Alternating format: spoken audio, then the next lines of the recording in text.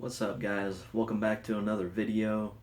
We got the UFC 215 fight card coming up this weekend. It's a card that's been through a whole bunch of changes, but it looks like we finally got something set. We got the rematch between Valentina Shevchenko and the champion Amanda Nunes in the main event.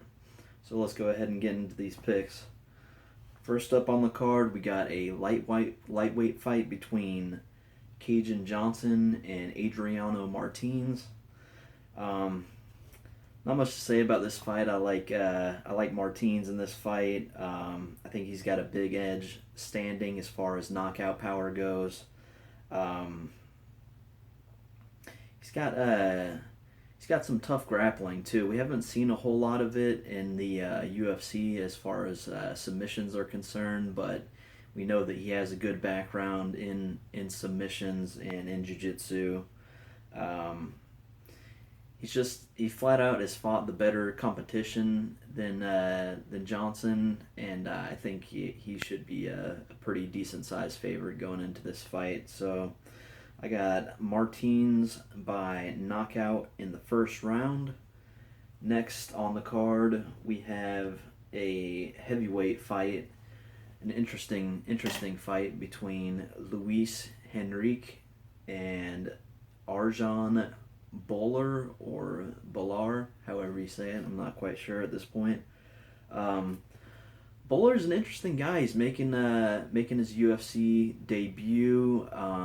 He's got some pretty significant wrestling credentials. He's coming into the octagon with, which we know from the past is usually a good launch point for a lot of these guys to do well right from the get-go. Henrique is not bad either. This is a pretty tough test for a first fight for someone with Bhullar's relative low level of experience. Although it is the heavyweight division, the heavyweight division is notoriously soft at almost all times. So Bhullar, I don't know, he feels like he's got a little bit of hype coming in with him. I think people are looking at him and kind of thinking he reminds them of Daniel Cormier a little bit, kind of that similar background, and I don't know, we'll see how it goes. Not almost any footage on him out there at all, as far as I could find. There's just some highlight videos, which really didn't show a whole lot of his fight footage. It was more of him in interviews and talking and stuff, but plenty of wrestling footage out there. He's definitely very skilled wrestler, that's for sure. Hard pick for me. It's just that I just don't know much about the guy. I like that he's undefeated. I like the background. He's going against Henrique. I feel like, even though I haven't seen it, Bhullar does have a 5-round victory on his record. Henrique has showed some decent heavyweight cardio as well. I mean, I'm not exactly certain that Bhullar could just come in there and zap him dry of all of his energy, but I'm going to go with Bhullar in this fight. I got him winning by TKO in the third round. Yeah, I don't know. I just going with Bhullar based on what I know about the heavyweight division and what I know about his background. I got it. Henrique, probably doesn't. It's probably pretty disrespectful to go against him, considering the level of competition he's faced and his submission abilities. But I'm going with Bhullar anyway. Next on the card, we have a lightweight fight between Mitch Clarke and Alex White. Kind of a tough matchup to call here. Not sure about how good either one of these guys are. I definitely think the loser of this fight is probably on their way out of the UFC, or maybe to a contender series type fight or something like that. Hard to know who to go with. I went back and forth. Initially, I was going to go with Clarke. I know a lot of people are liking White just easily. I'm not too sure about that. I think Clarke does have, I could see him having the ability to apply a pressure grappling, type of style against White. Holding him up against the cage, using his clinch striking and that type of thing. White definitely has a clear edge standing. Tough to know who to go with. The other thing is I have this going to a decision, and with Clarke being the hometown guy, and sometimes they kind of get these funky decisions, and so it's almost like Clarke is almost at an advantage if he even just wins one round. If he has one for sure round, maybe the judges will just give him one. But I decided to go with White. I got him winning by split decision. I think he has a decent edge standing, is my reason. Next up, we got a featherweight fight between Gavin Tucker and Rick Glenn. Kind of an interesting matchup. We don't know an incredible amount about Tucker. He definitely has not faced the level of competition that Glenn has. But he has looked really good, and he did look really good in his UFC debut against Sam Sicilia. Certainly appears to have a lot of good skills coming into the UFC. He's undefeated right now. He's at 10-0, I believe. Yeah, 10-0. Tough to know what to make of this matchup. Glenn just has a ton of experience. He's fought just way the better competition. I do like his reach and size advantage going into this fight. I saw on Tucker's record that he had faced some guys that were a little bit taller as well. I'm just not sure if he's faced a fighter like Glenn, somebody that has all that, kind of higher level experience. Usually only loses to the better fighters that he's faced.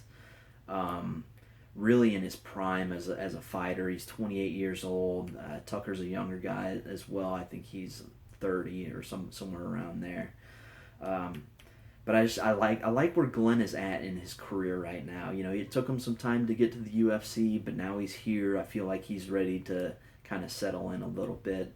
So I got Glenn. I think he's going to do a good job keeping the fight standing and controlling the distance with his range. And yeah, I think I just think he has some tricks. He has those veteran tricks to get up off the ground if it does turn into a grappling match, which I definitely think Tucker has the advantage. But I'm going with Glenn by split decision. Next up, we have a bantamweight fight between Sarah Moras versus Ashley Evans-Smith. Kind of I don't want to say a gimme fight, but I feel like Evans-Smith should be a pretty sizable favorite in this fight. I like her clinch ability standing. I like her ability to pressure fighters up against the fence. I think that's going to be a key factor in this fight. I think she's going to keep Moras against the fence and use the fence to take her down with foot sweeps and that type of thing, and then just dominate from the top. Hard to know, though. Evans-Smith has definitely been the more consistent fighter over the past few years. Moras hasn't been very consistent. I think it's been a while since she's had a fight, and she's just kind of been, one fight a year type thing, which, I just don't know what to make of that. But not a lot out there on either one of them. They don't have a ton of professional experience, so it's hard to know who to go with here, but I'm pretty comfortable with going with Evans-Smith by unanimous decision. Next up, we have another bantamweight fight between Sarah McMann and Ketlin Vieira. An interesting fight, very, very interesting. Basically, McMann is kind of a gatekeeper at bantamweight, and Vieira is a relative newcomer that is looking like a pretty decent prospect for the future. Whether she's at a level right now where she can take out somebody like McMann is yet to be seen. I do like her chances. I just really like the way Vieira.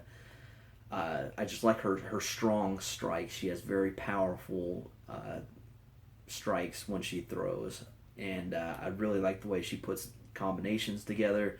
I just like her length. She reminds me a little bit of Amanda Nunes, but I think maybe even in the future she'll surpass her striking ability as well. I don't know. It's kind of tough to tell right now, but I really like Vieira's ability to um, to put combinations together, and I think either she's going to overwhelm McMann with her striking or catch McMann coming in, or I'm saying McMann coming in the grappling exchanges. So we'll see what happens.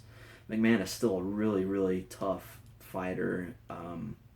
She gets a lot of wins, just out grapples a lot of other fighters who aren't on her level, and we'll see if she has it in this one. I kind of think the timing in this fight is interesting to me. I see Vieira as kind of the new age type of bantamweight women's fighter, whereas I think McMann kind of comes from a little bit different of an era. I know it's been a short amount of time, but I think if you look at the division as a whole, it's clearly a different era than it was, maybe 4 or 5 years ago. So I have Vieira by TKO in the second round. Next, we have the first fight on the main card, a featherweight fight between Jeremy Stephens and Gilbert Melendez. This will be Melendez, his first fight in about a year. He's coming off a suspension. It'll be his first fight at featherweight as well, so it'll be interesting to see how the weight cut has affected him. Interesting fight. Both these guys are veteran, well-known, well-respected fighters. Everyone knows both of them like to stand. Both of them just go for the win at all times. This is just almost one of those can't miss type of fights. I mean, both these guys are just so willing to get into those slugfest, just gritty fights where it just has that potential to be crazy, and just everyone's gonna want to tune in for this fight. At least I feel that way. I'm very, very excited for it, and just because I like watching both these guys are guys that when I see they're fighting, regardless of who they're fighting against, I'm happy to see it. They always put on good fights just because they have that go for the win mentality, no matter what. So I'm gonna have to go with Stephens by unanimous decision in this fight. I am a little bit curious as to where Melendez is at in his career. He's had, I think, 3 losses in a row now. Hasn't fought very well over the past few years.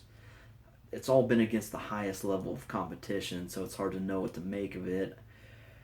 Stephens, on the other hand, he's also struggled a little bit, also against the very toughest of competition. But he's been at featherweight for a few years now. He's got a decent amount of fights under his belt at that weight class.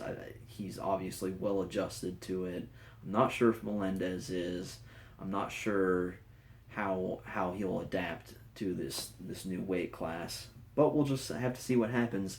The thing is if Melendez comes in and he's that same Melendez that we knew 3-4 years ago, if that hasn't changed much, he could get right back into the mix, have all kinds of people talking about him come Sunday morning. So we'll just see what happens. Also, this is my pick for fight of the night. Next on the card, we have a light heavyweight matchup between Ilir Latifi and Tyson Pedro. Another interesting matchup, kind of like I was talking about with McMann versus Vieira matchup. You got kind of the new blood going against the old blood. Latifi at this point is kind of a gatekeeper as well for kind of the light heavyweights division, top 10, top 5 range. If you beat him, you're kind of going to be in that area. Pedro is just so new. It's hard to know what to expect out of him. He's looked very good so far. He definitely hasn't faced the level of competition that Latifi has. He hasn't fought a fighter like Latifi. Latifi just brings a lot of skills. It's a heavy stand-up power, heavy wrestling game. He's just a solid fighter, so it's hard to know how Pedro will respond going up against it.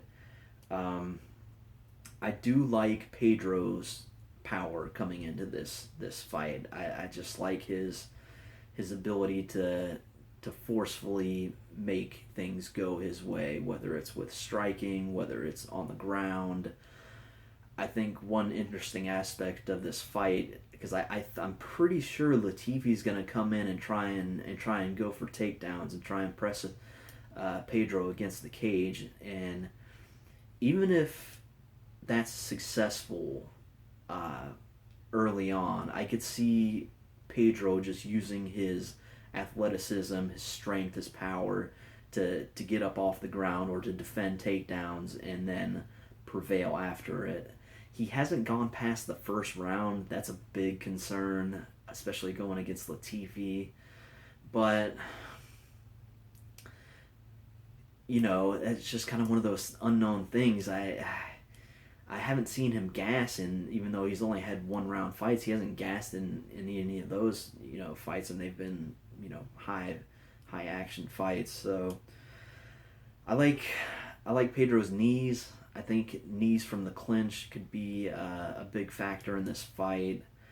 I am going to go with Pedro by TKO, and I don't think it gets out of the first round again. I think he finishes Latifi in the first round. Next up, we got a flyweight fight between Henry Cejudo and Wilson Reis. Both these guys coming off of title losses in the somewhat recent past. Most recently, Reis. Both good fighters. Obviously, both extremely good grapplers. I like Cejudo's ability to control where this fight is going to end up. I feel like he's going to get to decide if it's a grappling match or if it's a stand-up match or if it's going to be up against the cage or in the center of the octagon. I feel like he's going to get to dictate that a lot. I wouldn't be overly surprised if Cejudo took it to the ground. I know that kind of seems like it would not be a good idea, but if he's capable of taking Reis to the ground and not getting submitted, I think he's going to be able to play with that a little bit. It might be playing with fire a little bit, but I feel like Cejudo has the type of game where he can take him down, and if it starts going bad for him, he can get back to his feet and decide that it's going to stay on the feet from there on out, and I think that gives Cejudo an edge. So I'm going Cejudo by unanimous decision. Next, we got a welterweight match between Neil Magny and Rafael Dos Anjos. This is Dos Anjos' second fight at welterweight. He looked good in his first fight at welterweight against Safadine. This definitely feels like it's a little bit different of a matchup. I kind of look at this fight, and I don't know if this is correct. I don't know if there's too much in the MMA math realm, which people know not to do. But I kind of view it like I was viewing the Chris Weidman versus oh goodness, no, I'm drawing a blank here.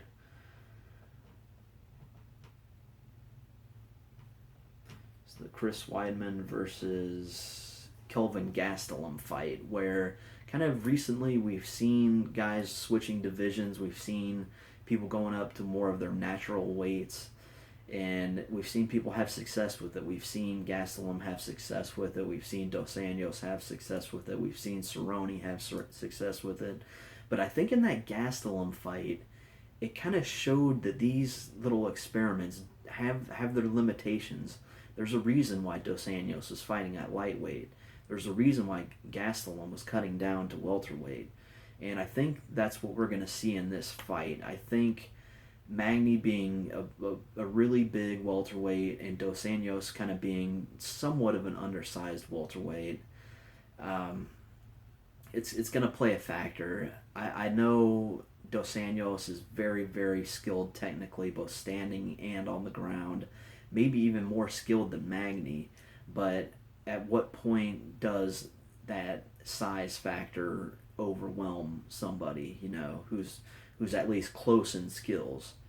So, that 10-inch reach advantage feels like it's going to be tough to overcome for Dos Anjos, even though he's been good against some more lankier guys in the past.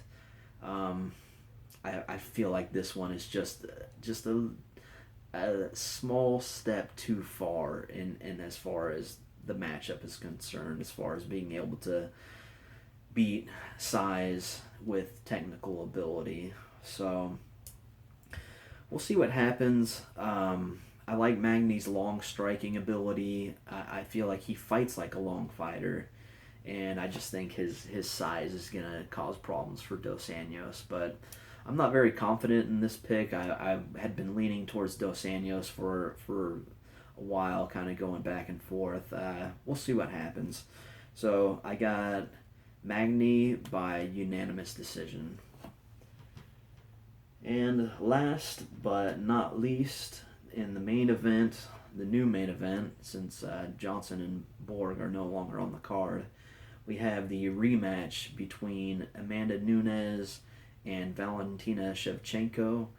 Amanda Nunes in this second matchup is coming in as the champion, so it's going to be a 5-round fight and not a 3-round fight. Very compelling matchup. There's a lot of people that are hating on Nunes because of the way she pulled out in her last fight. I don't buy into the whole scared thing. That's I don't know. That just seems it seems far more likely that she was just telling the truth, that she was sick. I think what we see these days in the UFC is that these, as much as you hear about how bad fighter pay is, I think it's the reason that we kind of see a lot of these people picking their spots more. People are more willing to hold out. If people are not 100% going into a fight, they're much more willing to hold out, to cancel the fight, because they've built up they've made decent money to get to that point, and they want to come in at 100%. They don't want to leave these little edges.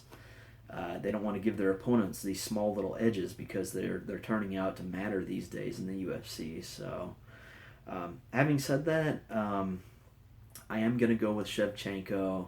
This is a very tough pick for me, just because I feel like Nunes has been such a good champion. She came in, knocked off the two best women's fighters of all time, at least at the weight class anyway. And yeah, it's just tough to know what's going to happen. She did win the last fight against Shevchenko. I know Shevchenko was making a late comeback, but the fact of the matter is that she didn't win that fight. Nunes did win that fight, and she did it by pounding her into the mat for 2 full rounds. Now, I'm not sure how Shevchenko will respond if she gets in that situation again. We'll just have to see. I do like how Shevchenko has looked since that fight, though. I feel like she's really come into her own. The Holly Holm fight was very telling.